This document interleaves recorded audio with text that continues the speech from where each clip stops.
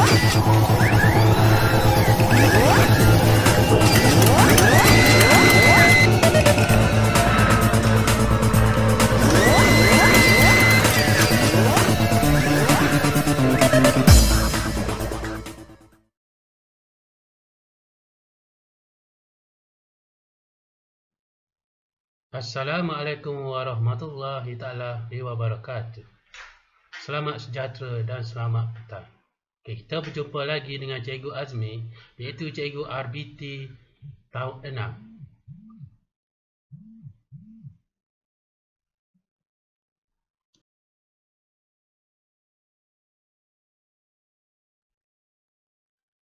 Okay, sekarang kita pergi kepada tajuk 2, iaitu penghasilan projek.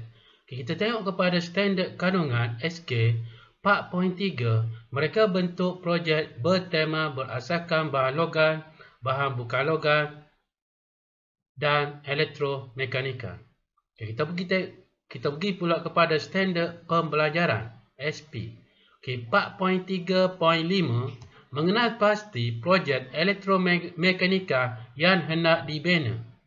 Okay, 4.3.6 membuat beberapa lakaran projek elektromekanika. Okay, 4.3.7 iaitu memilih lakaran terbaik projek elektromekanika.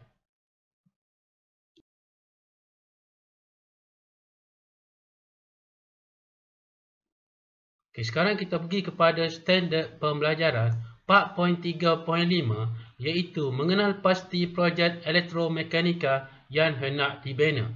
Okay, kita tengok yang pertama, terdapat pelbagai projek yang boleh dihasilkan berdasarkan sistem asas elektromekanika yang dipelajari. Okay, itu adalah yang pertama. Kita tengok yang kedua.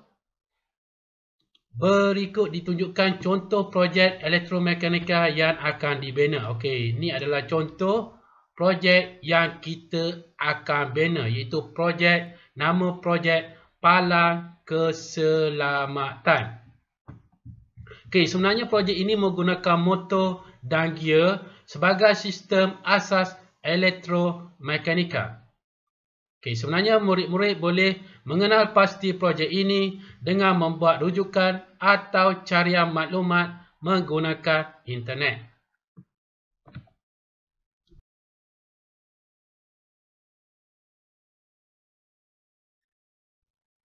Okey, sekarang kita tengok kepada nombor yang ke-6, iaitu dalam projek ini beberapa bahan dan komponen utama akan digunakan.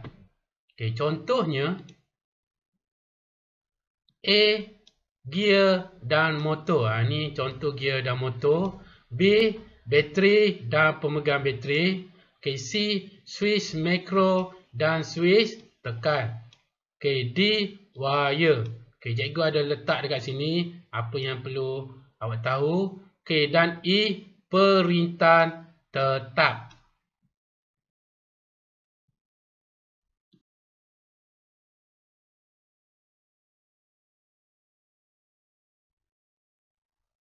Okey, apa yang cikgu sebut tadi, projek yang kita akan buat, nama projek Palang Keselamatan. Okey, kita tengok kepada ciri keselamatan. Okey, perkara yang paling penting, projek tersebut mesti kuat dan tahan cuaca. Sebab ia akan berada di tempat yang panas. Okey, B, penggunaan. Okey, ini adalah penggunaan. Biasanya di kawasan perumahan ataupun kawasan letak kenderaan ataupun di sekolah ataupun di rumah tol. Okay, kita tengok kepada C, iaitu saiz. Okay, sebenarnya mengikut maksimal saiz kereta ataupun kenderaan.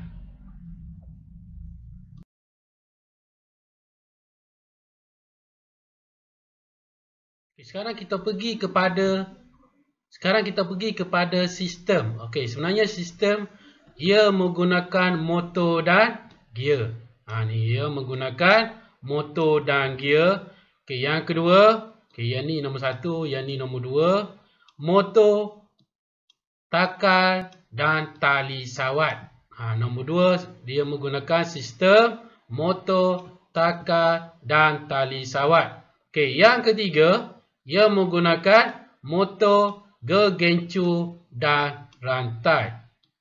Okey, sebenarnya palang keselamatan ini dia menggunakan ketiga-tiga sistem elektromekanika.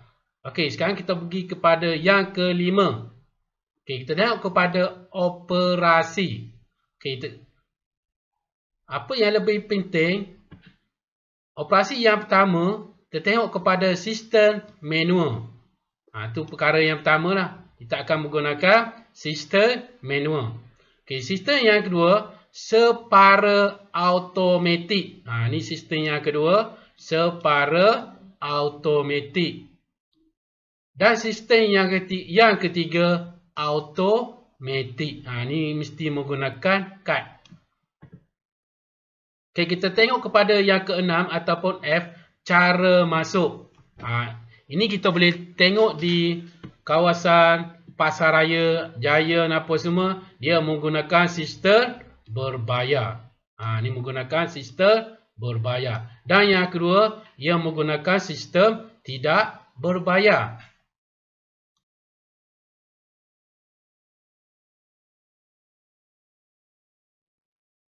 Okey, sekarang kita pergi kepada standard pembelajaran yang kedua, iaitu 4.3.6, iaitu membuat beberapa lakaran projek elektromekanika.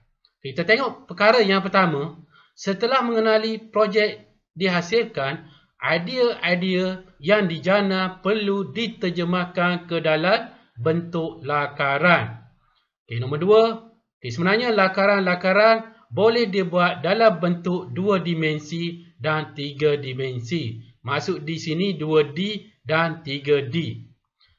Okey, yang ketiga, sekurang-kurangnya mempunyai 3 lakaran yang perlu dihasilkan, iaitu menjurus kepada projek yang akan dihasilkan.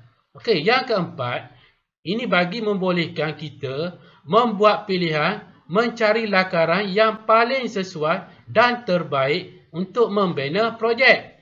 Okey, perkara yang kelima, lakaran yang dihasilkan mestilah ringkas dan mudah difahami. Okey, yang kelima, lakaran yang dihasilkan mestilah ringkas dan mudah difahami oleh anda semua ataupun oleh murid-murid.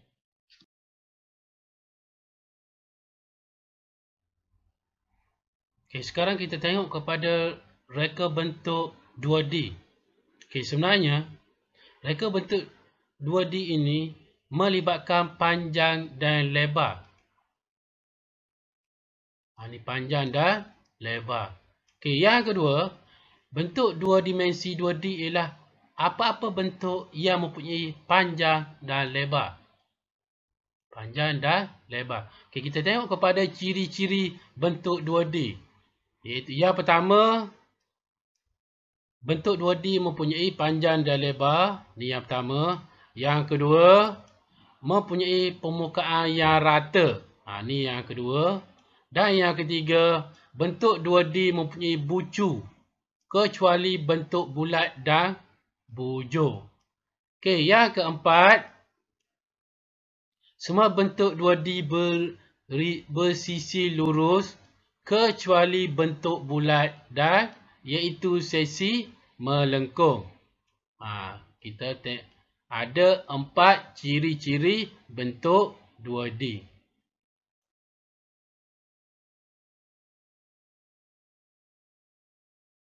Okay, kita tengok pula kepada bentuk 3D. Okay, kita tengok kepada maksud 3D. Okay, bentuk 3D ialah bentuk yang mengandungi 3 dimensi, iaitu panjang, lebar dan kedalaman. Okay, ia mempunyai permukaan sama ada rata atau melengkung. Ini adalah maksud bentuk 3D. Okey, kita tengok kepada ciri-ciri bentuk 3D. Okey, ciri-ciri yang pertama, bentuk yang menonjol. Okey, ciri yang kedua, mempunyai 3 permukaan. Mempunyai 3 permukaan. Ini adalah ciri yang kedua. Dan ciri yang ketiga, mempunyai ukuran iaitu panjang, lebar dan tinggi. Ini adalah ciri yang ketiga, mempunyai panjang, lebar dan tinggi. Manakala ciri yang keempat iaitu menggambarkan kedalaman. Menggambarkan kedalaman dan ketinggian sesuatu produk. Ini merupakan ciri-ciri yang keempat.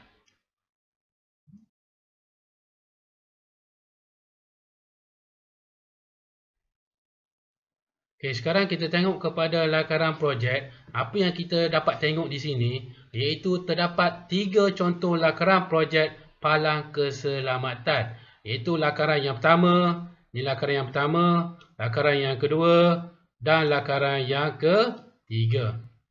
Okey, sebenarnya ketiga lakaran ini merupakan lakaran yang terbaik. Tetapi kita sebenarnya sebagai murid perlu memilih lakaran yang paling terbaik untuk kita membuat projek. Okey, kita tengok lakaran yang pertama. Cikgu rasa simple saja lakaran yang pertama. Okey, kita tengok kepada lakaran yang kedua. Mempunyai bentuk 2 dimensi dan 3 dimensi. Cikgu rasa ini nampak cantik sikit untuk lakaran yang ketiga. Yang kedua. Okey, dan kita tengok satu lagi lakaran yang ketiga. Lebih kurang sama je dengan lakaran yang kedua. Tetapi cikgu rasa lebih cantik daripada lakaran ketiga dan kedua ni, lebih cantik yang kedua.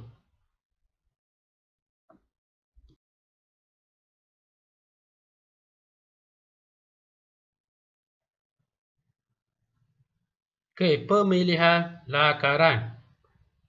Okey, kita tengok kepada nombor 1. Bagi memilih lakaran terbaik, beberapa kriteria reka bentuk perlu dipertimbangkan oleh murid-murid. Okey, yang kedua, melalui perbincangan, lakaran-lakaran yang dilukis akan dinilai berpandukan kriteria yang telah ditetapkan.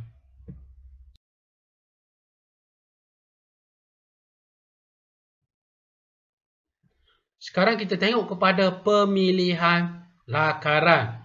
Okey, tadi sama kita ada buat lakaran yang pertama, lakaran yang kedua dan lakaran yang ketiga. Okey, sebenarnya pemilihan lakaran ini yang paling penting kita kena tengok kriteria. Okey, yang pertama menepati tema. Itu perkara yang pertama. Okey, kita tengok lakaran yang kita buat tadi, apa yang boleh disimpulkan. Okey, kita bagi skor 5. Untuk lakaran yang kedua pun sama, kita bagi skor dia 5. Dan lakaran yang ketiga, kita bagi skor dia 5. Dia banyak menepati tema. Okey, kita tengok kepada kriteria yang kedua, iaitu mesra alam. Okey, pada lakaran yang pertama tadi, cikgu boleh bagi 4 skor. Dan untuk lakaran yang kedua, cikgu boleh bagi 5 skor. Dan untuk lakaran yang ketiga, cikgu boleh bagi 4. Okey, kriteria yang ketiga iaitu kukuh, mudah dibina, sesuai dengan murid, menarik dan menjimatkan. Okey, kita tengok kepada lakaran yang pertama, mengikut kriteria menjimatkan. Okey, untuk lakaran yang pertama, cikgu boleh bagi skor 4. Dan untuk lakaran yang kedua, cikgu boleh bagi skor 5. Dan untuk lakaran yang ketiga, cikgu boleh bagi skor 4. Okey, kita tengok kepada jumlah skor. Okey, untuk lakaran yang pertama, jumlah skor dia sebanyak 31 skor. Okey, untuk lakaran yang kedua, skor dia 34 skor. Dan untuk lakaran yang ketiga, jumlah skor dia 29 skor. Maksud di sini, lakaran yang kita perlu pilih dan lakaran yang paling baik dan menepati tema iaitu contoh lakaran 2.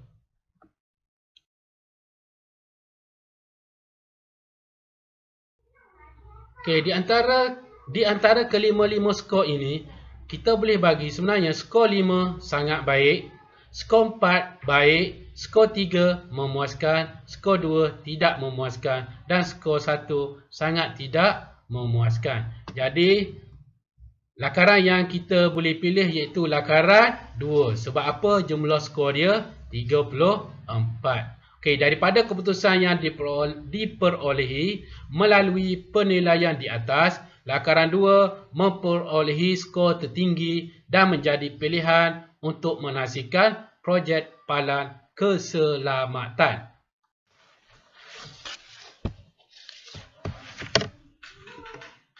Secara akhirnya, cikgu harap murid-murid semua telah mempelajari sesuatu yang baru tentang tajuk ini. Jangan lupa untuk sentiasa mempunyai rasa ingin tahu kerana anda semua merupakan generasi yang akan datang dan masih terdapat banyak perkara yang belum dipertemukan lagi. Okey, sekian sahaja untuk kali ini. Terima kasih. Jangan lupa untuk subscribe, like, share video Cikgu Azmi. Dan kita akan jumpa lagi untuk tajuk yang akan datang. Okey, sekian dahulu. Assalamualaikum warahmatullahi taala wabarakatuh.